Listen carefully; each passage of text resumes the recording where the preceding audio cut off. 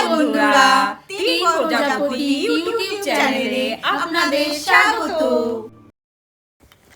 আমি আজ আপনাদের জবা গাছের রিপোর্টিং দেখাবো। আমরা জানুয়ারি মাসের শেষ সপ্তাহে দাঁড়িয়ে রয়েছি। এখন জবা গাছের কয়েকটি প্রয়োজনীয় পরিচর্যা করে নিলে মার্চ এপ্রিল দিয়ে অনেক ফুল পাওয়া যাবে। প্রথমেই খুব নিষ্ঠুর হয়ে গাছের ডালগুলি কেটে দিয়ে এক সপ্তাহের মতন জল না দিয়ে রেখে দিতে হবে। এতে গাছটা টবের দিয়ে বার করতে খুব সুবিধা হবে। তারপর একটা ফলের ক্যারেটে আমি একটা সিমেন্টের বস্তা পেতে তাতে কিছুটা মাটি নিচে দিয়ে তার উপর সবজির খোসা দিয়ে আবার মাটি ভার্মিকম্পোস্ট দিয়ে রেখে দিয়েছিলাম এক সপ্তাহের জন্য।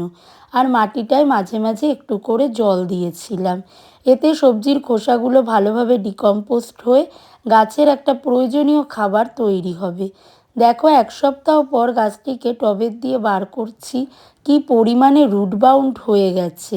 এই জন্য গাছটির ফুলের সাইজও খুব ছোট হয়ে গেছিল।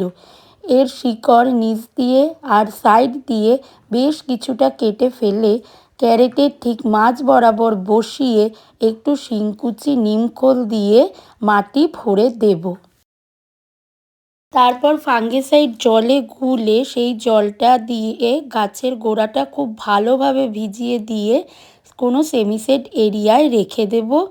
3-4 দিন রেখে তারপর কিন্তু গাছটিকে ফুল সানলাইটে রেখে দেব।